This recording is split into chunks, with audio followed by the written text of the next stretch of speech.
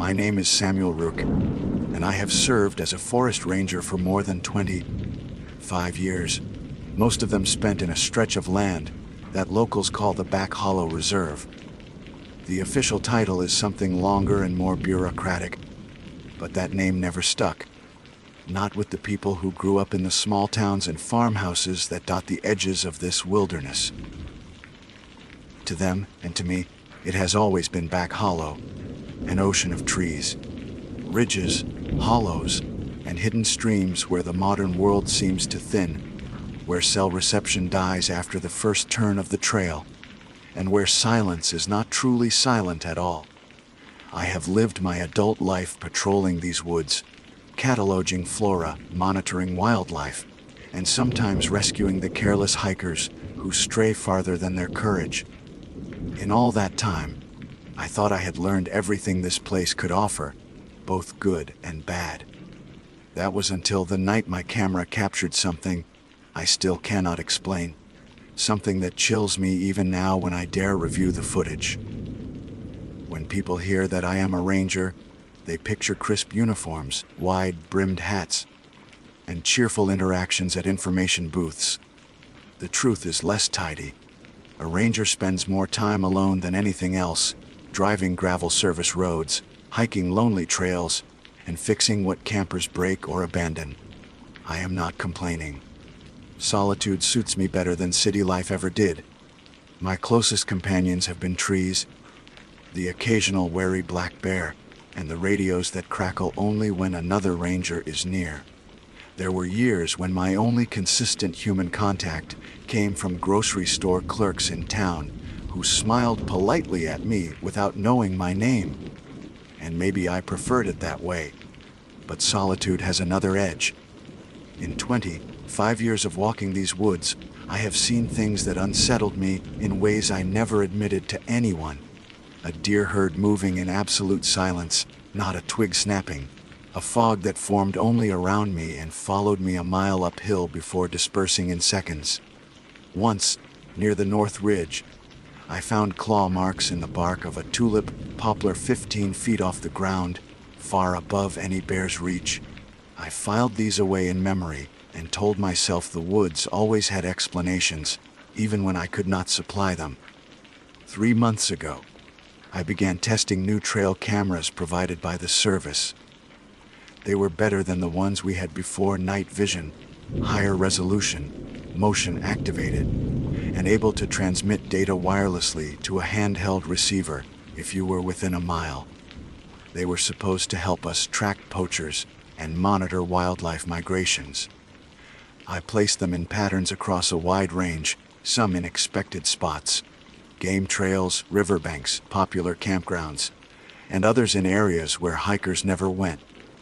The forest does not care what we deem important, and I like to see what it hides when we are not watching.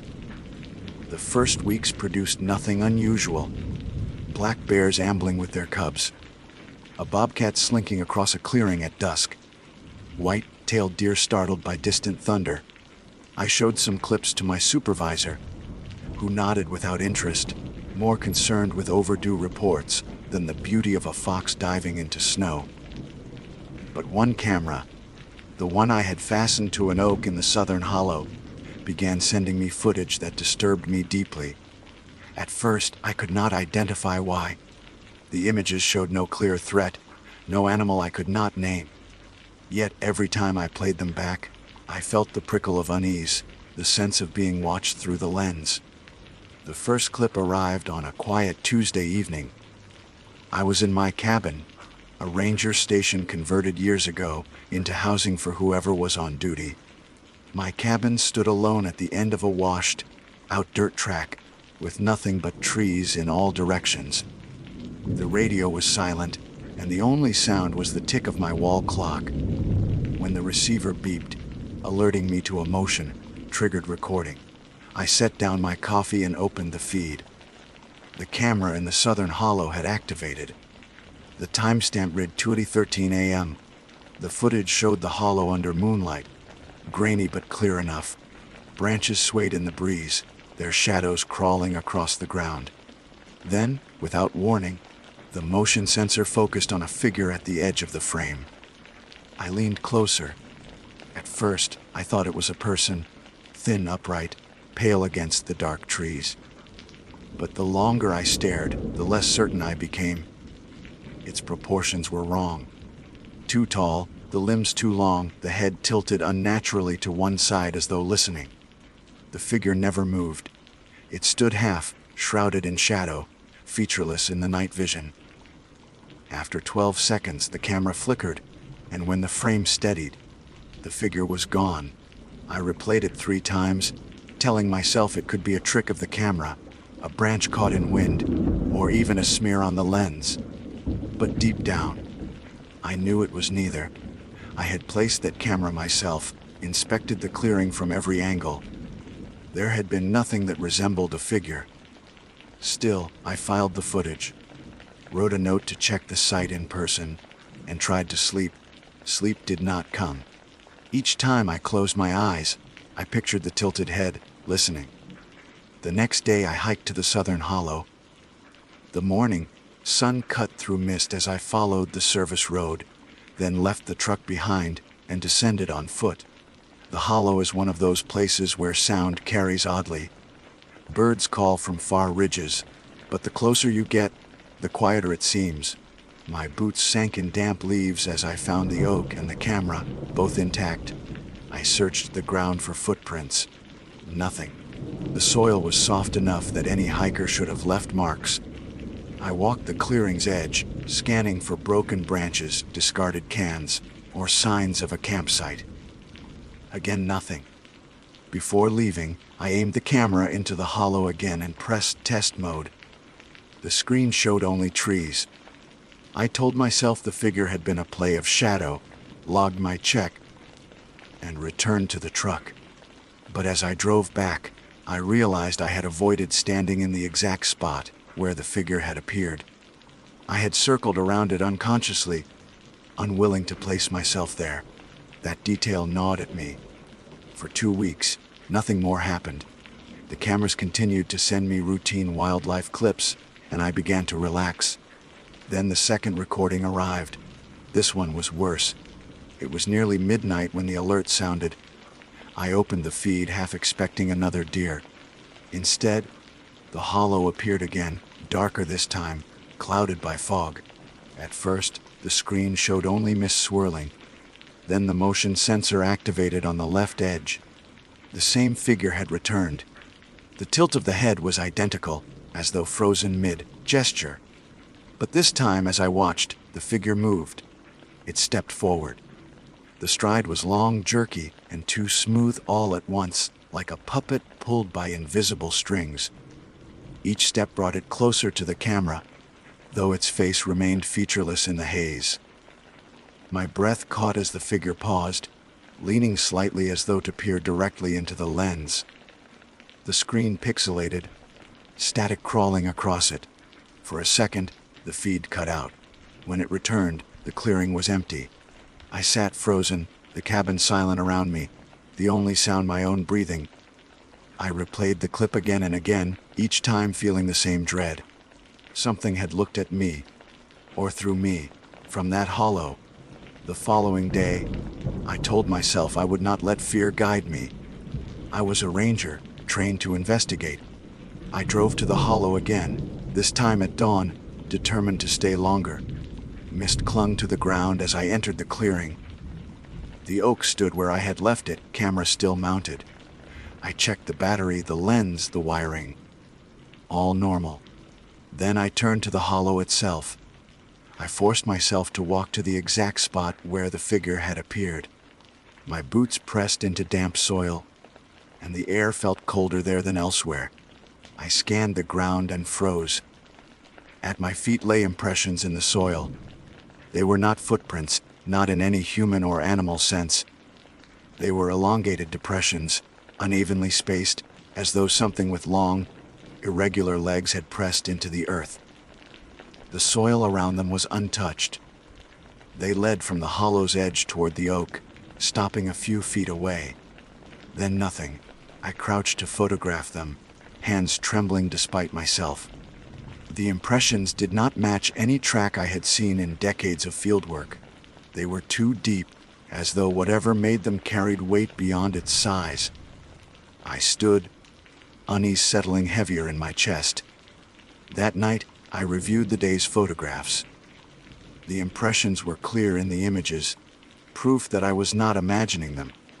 But when I magnified the last photo, taken near the oak, I saw something I had not noticed in the moment.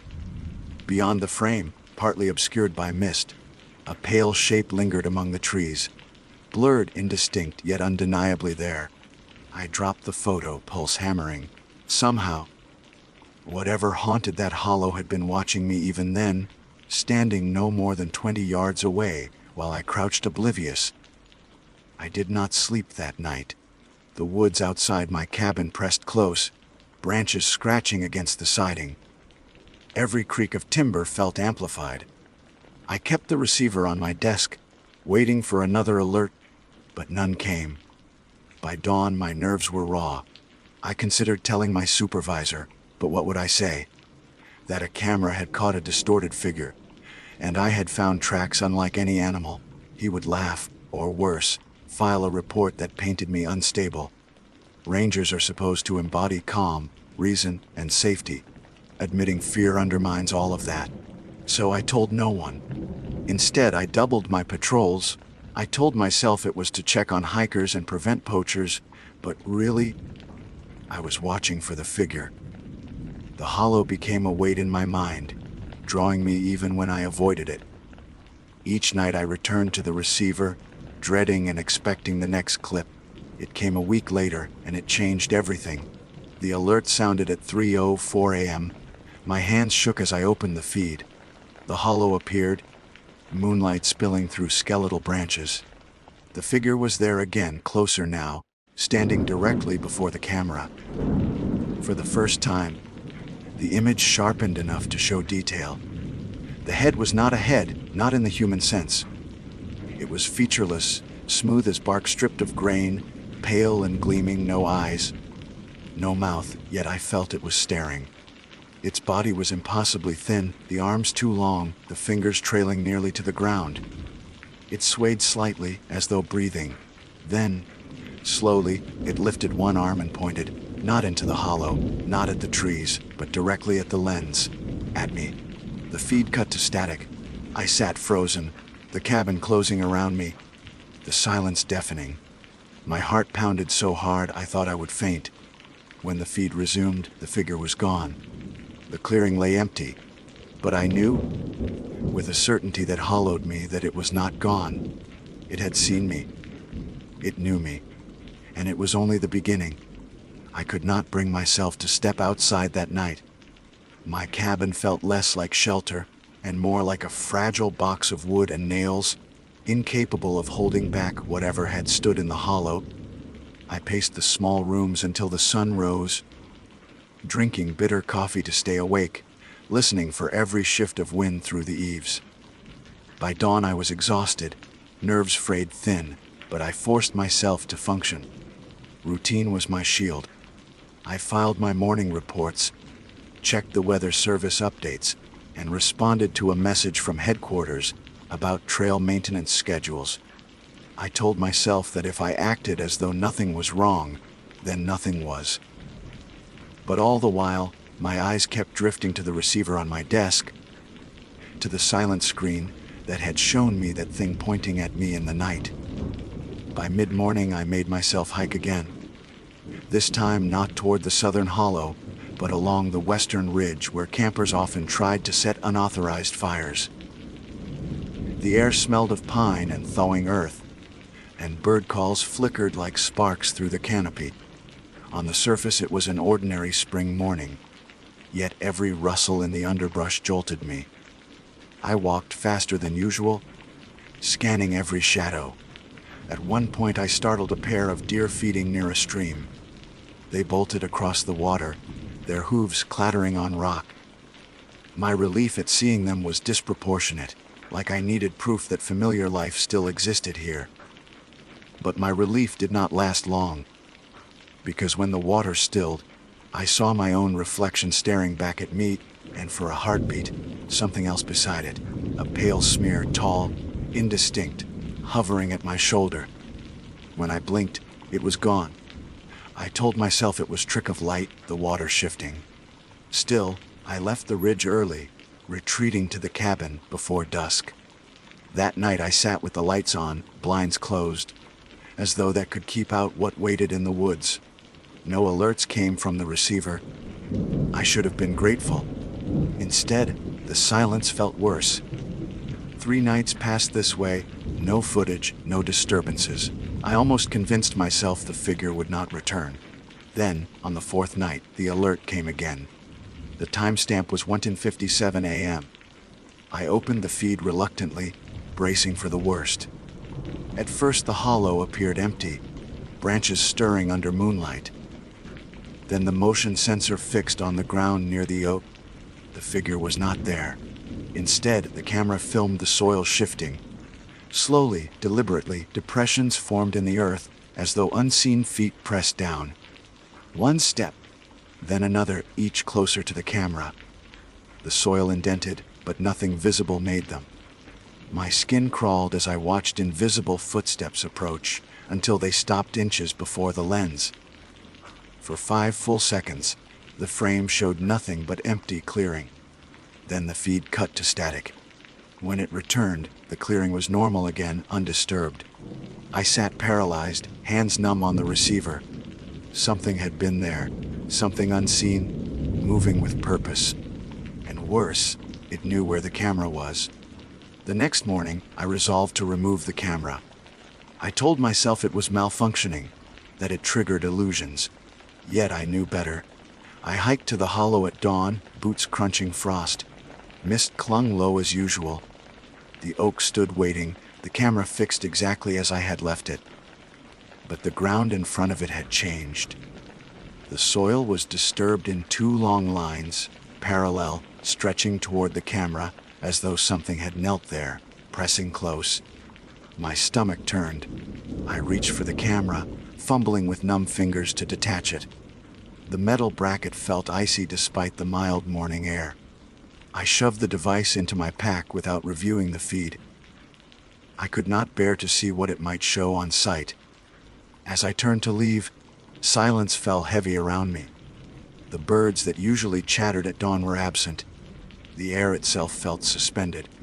Then, faintly, from somewhere deeper in the hollow, I heard a sound. It was not quite a voice, not quite wind. A whispering murmur, too distant to parse, yet unmistakably directed. The hairs on my arms rose. I did not investigate. I fled. Back in the cabin, I locked the doors. Something I rarely bothered with out here. I set the camera on the desk, but could not bring myself to review its memory card. Instead, I busied myself with paperwork, forcing concentration until exhaustion overcame fear. I do not remember falling asleep. When I woke, the sun was gone, and the receiver blinked. My heart seized. I had removed the hollow camera. There should be no feed. Yet the alert light pulsed steadily. I hesitated, then pressed display. The screen flickered, showing not the hollow but the inside of a cabin. My cabin. The angle looked out from a corner of the room. My desk appeared, the chair pulled back. My own figure slumped asleep at it. I reeled away, bile rising in my throat. The camera was on my desk, detached, powerless, yet somehow it had filmed me. Worse, the timestamp matched the last hour. The recording was not old. It was current. I forced myself to watch. In the footage, my sleeping form shifted slightly, head lolling. Behind me, the door opened, slowly. No sound carried, but the frame showed the wood swinging inward. A pale figure entered, tall, elongated, head tilted. It stepped behind my chair, looming over me as I slept. For long moments it stood there, unmoving, fingers nearly brushing my shoulder. Then, as if sensing the camera's gaze, it turned toward the lens. Its smooth face filled the frame, featureless, gleaming. It lifted one hand and pressed a finger to where its mouth should be. A gesture of silence. The feed cut out. I staggered from the desk, scanning the room, every muscle locked with panic. But nothing stood there. The cabin was empty. I was alone, and yet not. The air itself seemed saturated with its presence. I grabbed the camera and carried it outside, hurling it into the fire pit. I doused it with kerosene and struck a match. The plastic cracked, warped, and melted in the flames. Acrid smoke burned my eyes. Only when the camera was reduced to blackened fragments did I feel a flicker of relief. But that relief did not last, because that night, without the camera, the knocking began. It started at the cabin wall just after midnight. A hollow, deliberate knock 3 times. I froze in bed, listening. Silence followed. Minutes later, 3 knocks again, this time at the opposite wall. I clutched the sheets, praying it was wind or a branch. The rhythm repeated, steady, circling the cabin. Knock. I lasted until dawn without sleep. When sunlight finally pierced the trees, I stumbled outside, eyes burning. I circled the cabin. No branches touched the siding. No footprints marked the ground. Only the smell of burned plastic lingered from the fire pit. For days, the knocking continued each night. Always 3 times. Always circling. I began to dread darkness, keeping lamps on, though light did nothing to stop it. My hands shook constantly. I could not eat. On the 5th night, the knocking changed. It came not from the walls, but from the door itself. 3 knocks, measured, patient. Then silence. I sat rigid in the chair, staring at the door. A full minute passed. Then the handle turned. I had locked it. The knob rattled softly, once, twice. Then it stopped. My chest ached from holding breath. For long minutes, nothing happened. I almost convinced myself I imagined it. Then came the whisper. It seeped through the doorframe, low, guttural, words half-formed. My name. I heard my name in that whisper, stretched and broken, as though spoken by someone who had never formed speech before. Samuel. I wanted to flee. But where would I go? The nearest town was 20 miles. Running through those woods at night would mean stumbling blind, easy prey for whatever waited. So I sat frozen until dawn again. By then, my resolve had broken. I could no longer pretend this was a malfunction, a trick of mind. Something had followed me from that hollow. Something intelligent, persistent, and it wanted me to know it. That morning, I contacted headquarters under pretense of taking personal leave. I told them I was unwell, that I needed a week off. They approved without question. I packed supplies, loaded my truck, and drove out of the reserve without looking back. For the first time in years, I stayed with my sister in town. Her spare room was cluttered with storage boxes, but I did not care. I slept there with the window open to city lights and traffic noise. Sounds I had once hated but now cherished. For 3 nights, nothing happened. No knocks, no whispers. I began to hope the thing was bound to the woods, that by leaving, I had escaped. On the 4th night, my sister woke me at 2 a.m. Her face was pale, eyes wide. She asked why I had been standing in the hallway outside her room, watching. My blood turned to ice. I had not left my bed. I leapt up, checked the hallway. Empty, she insisted she had seen me, tall, pale, head tilted. Not me, not truly, but something wearing the shape of my presence. I did not sleep again that night, nor the next. When I returned to the cabin a week later, hoping routine would reclaim me, I found the door ajar despite the lock. Inside, the furniture was undisturbed, but the walls bore new marks. Long vertical scratches high up, as though made by fingers dragging down. They scored deep into the wood, gouging splinters. And in the center of the desk, where the burned camera had once sat, lay a new object. A fragment of melted plastic, blackened, unmistakable. The same piece I had consigned to flames. Somehow returned. I stood in the doorway, unable to breathe. The forest outside was silent. My cabin was no longer mine.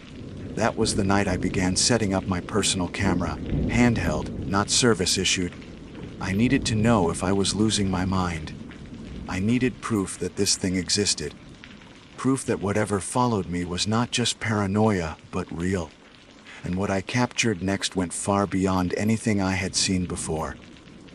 I bought the handheld camera from a pawn shop in town, the kind of place where the owner doesn't ask questions and doesn't bother with receipts. It was a cheap camcorder, scratched, battery weak, but it worked well enough. I told myself it was for documentation. If I filmed the things happening around me, then I'd have something tangible, something undeniable. A part of me hoped that the lens would catch nothing at all, that the images would prove I had slipped into exhaustion and hallucination. But hope is a fragile thing, and mine had been cracking for weeks. The first 2 nights produced nothing. I kept the camcorder on the desk, aimed at the door, red light blinking. Each morning I rewound the footage, fast forwarding through hours of empty cabin. The only sound was my own restless shifting in bed, the creak of floorboards when I rose for water. Each time, I felt both relief and dread. Relief that nothing appeared, dread that it would. On the 3rd night, something appeared. The recording began like the other silence. Dim lamplight, the faint rustle of wind outside. Hours passed uneventfully. Then, at 3:11 am, the doorknob rattled. The lens captured it clearly, metal twisting though the lock held. I sat bolt upright in bed, visible on the grainy screen, frozen with fear. The knob rattled again harder. Then, slowly, the door eased open despite the lock. A shadow slipped inside. The figure filled the frame, pale, elongated, head tilted in its grotesque angle. It did not walk so much as glide, movements jerking and too smooth at once. It passed my bed, close enough that the lens caught the trailing of its fingers along the blanket. I did not stir. I was asleep. My chest rose and fell, oblivious. The figure leaned over me. For long moments it stood there, its smooth face inches from mine. Then it turned toward the camera. I will never forget the gesture, one long finger lifted again, pressing against where a mouth should have been. Silence. Then the recording distorted, static crawling across the frame. When the image returned, the figure was gone. I still lay asleep. The door was closed as though untouched. I slammed the camcorder shut, bile burning in my throat. Proof. I had proof now, but proof of what? That something not human entered my cabin, that it watched me in my most defenseless moments. I wanted to bring the tape to headquarters, but how could I? They'd see a blur, call it tampered, accuse me of staging it. No one would believe. And worse, what if they did? What if they ordered me removed from duty, locked me away, while the thing still prowled free? So I kept the footage to myself. That day, I carried the camera everywhere, recording as I patrolled. My boots crunched gravel along service roads, the lens capturing endless forest, hours of nothing. Then, while crossing a footbridge over a streample, I reviewed the playback in idle habit. My heart stopped. In the reflection of the water below, something walked behind me. Pale, tall, moving in silence. Yet when I whipped around, the bridge was empty. Only trees swayed in breeze. I replayed the clip over and over. Each time the reflection was there, distorted by ripples but unmistakable. It walked perfectly in step with me, as if shadowing my every move. But above, on the bridge itself, there was nothing. By dusk I was trembling. The forest no longer felt like forest. It was stage, and I the only actor aware of the audience. Every clearing seemed to hold eyes. Every hollow breathed its cold air into my lungs. That night, I barricaded the door with a chair, though I knew it was useless. I set the camcorder on the windowsill this time, lens pointed outward. Let it film the night, I thought. Let it catch whatever crept beyond the glass. I reviewed the tape in the morning. At first only darkness, trees shifting under moonlight. Then, at 2046 am, a face filled the glass. Smooth, pale, gleaming. No eyes, no mouth, but the tilt of the head, the silent lean toward the lens. Fingers pressed against the pane, long and skeletal. For 10 eternal seconds, it stayed there, as though gazing directly into the camera, or into me through it. Then it withdrew, melting into shadows. The glass bore no prints when I checked, but the cold remained, as though its touch lingered. I thought often of leaving again, driving far from Back Hollow, abandoning ranger life. But each time the thought came, something heavier crushed it. Because no matter where I went, I suspected it would follow. My sister's hallway proved as much. There was no outrunning it now. The fifth night brought the worst yet. The tape began in silence. Then came the knocking, steady, patient. Not 3 times now, but manipid, insistent, circling the cabin. My sleeping form stirred on screen, blankets pulled tighter, but I did not wake.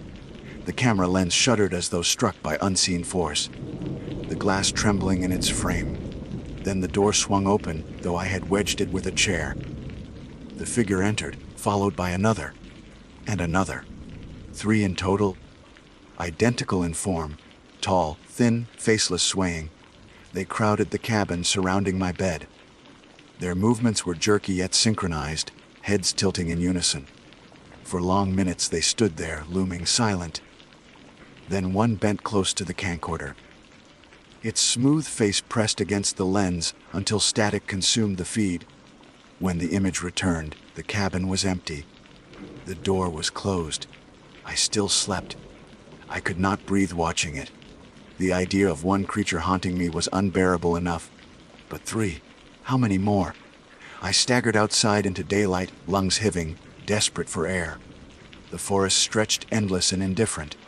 I screamed then, not words, just a raw sound, as though volume might drive them back. The echo carried through the trees and died unanswered. For the next week I stopped sleeping. I patrolled by day, filmed by night, reviewed footage until dawn.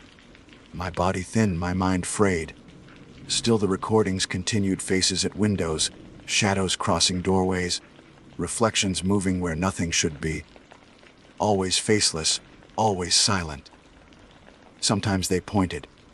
Sometimes they pressed their finger to where a mouth should be, always reminding me, hush. I began to wonder if the camera was curse, not salvation. Maybe it drew them, gave them passage. Maybe without it they would fade. One night, in desperation, I hurled the camcorder into the ravine near the ridge, watching it shatter against rock. The echo cracked like gunfire. I felt brief relief. But that night, without the camcorder, I woke to find my bed soaked with cold. The cabin walls dripped condensation, though the air outside was dry. And carved into the wood above my bed, long and deliberate, were 3 words. Ipwaching. I left the cabin then. I could not stay within those walls another night. I packed my truck, drove until roads turned to highway, until forest gave way to open fields.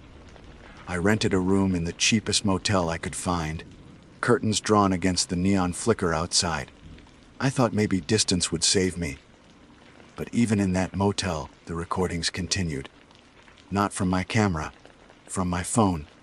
The first clip appeared in my gallery one morning, a video I had not taken. It showed the motel room grainy and dark, me asleep on the bed, and in the corner a pale figure swaying, watching. I dropped the phone, hands shaking so badly I nearly broke it. I had not filmed this, yet there it was, proof again. More clips followed. Each night, a new one appeared. Always me sleeping, always it watching. Sometimes closer, sometimes behind the curtain, sometimes at the edge of the bed. I stopped checking the gallery, but the notifications came anyway. New video, new video, new video. Now I sit in this motel, curtains shut, phone face down, unable to destroy it because I know it will not matter. No matter what I break, what I burn, what I flee from, the thing or things will follow. And still, through it all, one question gnaws deeper than fear itself. Why me? Out of all the rangers, all the wanderers in Back Hollow, why did the camera choose me first? Or worse, what if it did not choose? What if it was always waiting, patient and silent, until I finally turned a lens its way, and gave it reason to show itself. I cannot stop filming. That is the truth I hate most. Even when the footage makes me shake, even when it proves I am never alone, I feel compelled to keep recording. As though the act itself binds me now. As though by refusing, I would lose what little control remains.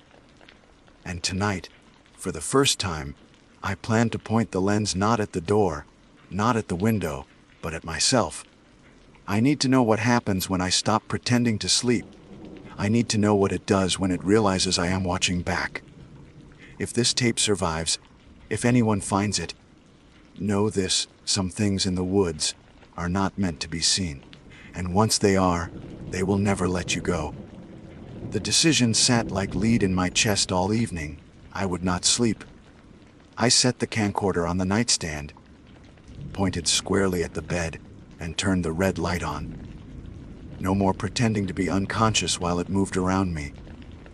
If it came tonight, I would meet its gaze awake. The thought terrified me, but the thought of ignorance terrified me more. I sat upright against the headboard, lights dimmed, the camera whirring softly. The motel's neon flickered red through the curtains, an irregular pulse like a dying heart.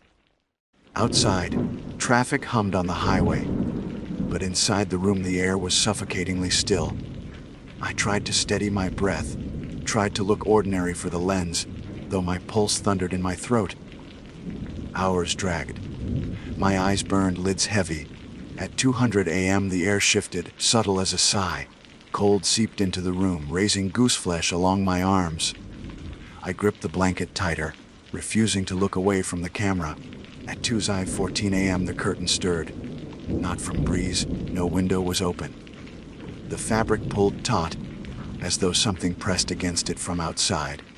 I forced my gaze to stay forward, aware that the camcorder captured every twitch of my face. The curtain bulged once, then fell still. Silence returned. Minutes later, the mattress dipped. My breath caught. The weight pressed down at the foot of the bed, invisible yet undeniable. The blanket stretched, pulled toward an indentation that sank deeper, inching closer to me. Still I did not move, though every muscle screamed to fleeple. The indentation reached halfway up the bed, stopping just short of my legs. Then came the sound, a rasping, wet exhale, close to my ear though no figure stood there. My name, dragged out like a groan Samuel. I nearly broke then. My body jolted, but I forced myself back against the headboard, shaking violently yet holding my eyes open, staring into the lens.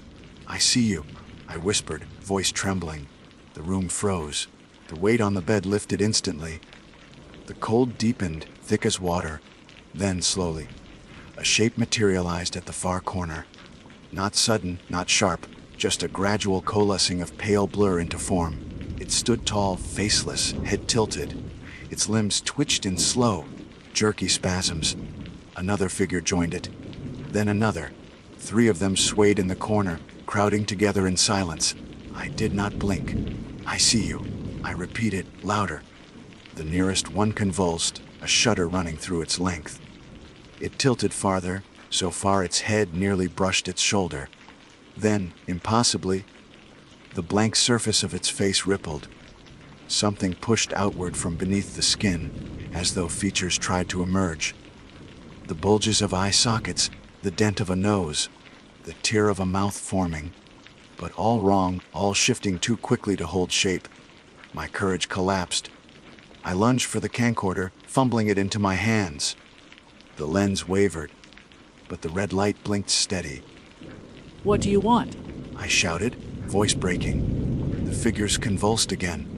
The one closest lifted its arm, long finger raised, pressing against where its mouth should be.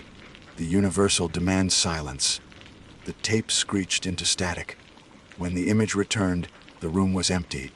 No figures, no bulges in the blanket. Just me, trembling, clutching the camera. I replayed the footage immediately. What I saw nearly broke me. The camcorder showed not 3 figures, but dozens. The corner teemed with them, pale shapes crammed shoulder to shoulder, swaying in unison. The lens had captured what my eyes had not. They filled the room, pressed against the walls, crowding so close I should have suffocated. And all of them, every blank face, turned toward me. I dropped the camcorder, retching into the wastebasket, my body convulsing with dry heaves. My throat burned, my eyes streamed. I could not breathe. When I lifted my head again, the camera still blinked red, recording. The motel room was no longer safe. Nothing was. I fled at dawn, abandoning the deposit, throwing clothes into my truck without folding them. I drove until the gas needle dipped near empty. The town signs blurred past. I could not remember the miles. All that mattered was distance. But distance meant nothing. At the gas station where I stopped, my phone buzzed with another notification: new video. Against every instinct, I opened it. The clip showed me at the pump, hands on the nozzle, eyes darting nervously. In the background, behind the truck, a pale figure swayed. The security cameras of the station reflected its presence, though no one else reacted. I scanned the lot in panic, but only travelers filled their cars, oblivious. I drove again, farther, faster, until fields turned to industrial sprawl. I checked into another motel under a false name. But when I entered the room, I found the camcorder already waiting on the bed. The same one I had dropped, screen cracked, red light blinking. I hurled it against the wall. Plastic shattered, battery flying free. Relief surged for half a breath. Then the pieces trembled. They slid back together across the floor, reforming, whole once more. The red light blinked again. I understood then. It would not be destroyed. It was mine now, or I was its. I did not sleep that night. I did not sleep the next. My reflection began to change. In bathroom mirrors, my head seemed tilted slightly when I stood straight. My face blurred at the edges, features wavering. Sometimes my eyes seemed absent entirely, sockets smooth. I smashed the mirror on the second night, but reflections appeared regardless. In the dark of the television screen, the gloss of the window. Always the same distortion. I do not know if the figures want me to become them, or if I already am. On the fifth night, exhaustion conquered me despite everything. I slumped on the bed, camcorder on the nightstand recording. I dreamed, or thought I did. In the dream I walked through Back Hollow, mist curling low, trees stretching endlessly. The figures followed, dozens now, moving in jerks and sways. I stumbled into the southern hollow, the oak looming. The ground seethed with footprints, deep and elongated. At the center of the clearing, a single camera sat on the soil. The same model, the same blinking red light. I reached for it. When my fingers touched the lens, I woke. The motel room was empty. The camcorder still blinked. But on its screen, frozen in paused frame, was the clearing I had just dreamed. The oak, the mist, my own hand reaching. I wept then. Not out of fear, though fear consumed me, but because I knew the truth. This was no dream. This was invitation. The hollow called me back. Now I sit here, writing these words. The camcorder aimed at me. The figures appear more often, sometimes in daylight now, reflected in windows, crowding the edges of my vision. They do not hide anymore. They wait, and I know what they want. They want me to return to the hollow, to bring the camera, to complete what began that night months ago, when I first caught a glimpse of them on film. Part of me resists, screaming to flee forever. But another part, deeper, exhausted, wonders if resistance is even possible. If I do not go willingly, will they come regardless? Will they wear me down until there is nothing left but silence and swaying? The camera blinks. The figures gather. The hollow waits. And I think I am ready to answer. I left before dawn, not because I wanted to, but because something in me knew I had no choice left. The camera lay on the passenger seat, its red light blinking though I had not touched the power. I drove the long highway in silence, hands clamped on the wheel, the world narrowing into a tunnel of asphalt and headlights. The closer I came to Back Hollow, the stronger the pressure in my chest grew, as though air itself thickened. Fields gave way to tree lines, and then the forest swallowed me whole. The familiar gravel service road stretched before me, rutted and washed out from spring rains. I had driven it 1,000 times before, yet this time it felt like a descent into something alive. The branches arched overhead, knitting together until the sky vanished. When I reached the cabin, I did not stop. I barely glanced at the door that once sheltered me.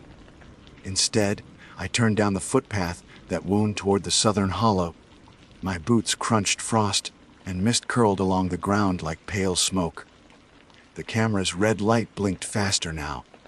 I lifted it in shaking hands, lens pointed forward, recording. Each step carried me deeper, the forest pressing silent and close. I heard no birds, no insects, only my breath and the faint whir of the camcorder. At last the hollow opened before me. The oak stood like a sentinel, its bark scarred and gnarled. The soil at its base was churned with deep impressions, too long, too heavy, leading into the clearing. I swallowed hard, bile rising in my throat. This was the place where it had begun. The mist thickened, rolling low, obscuring the far edge. And then I saw them. Figures, dozens, maybe hundreds. They stood in rows, pale and elongated, faceless heads tilted at that grotesque angle. They swayed in unison, a silent tide. The camcorder shook in my hands as I filmed them, but the red light never faltered. One figure stepped forward. Taller than the rest, its limbs impossibly long, fingers grazing the soil. It pointed directly at me. Not at the camera, not at the hollow. At me? I raised my voice, though it cracked with fear. What do you want? The figure shuddered. The surface of its face rippled, bulging outward as though features fought to emerge. For a moment, sockets formed. A mouth tore open, wide and lipless. And from that void came a sound, my name. Drawn out broken rasp through a throat that should not exist, Samuel. The other figures joined in, a chorus of rasping whispers. My name repeated, again and again, until the hollow throbbed with it. Samuel, Samuel, Samuel. I fell to my knees, hands clutching the camcorder, unable to look away. My name rose higher, a storm of sound. The figures swayed faster, their faceless heads twitching in violent rhythm.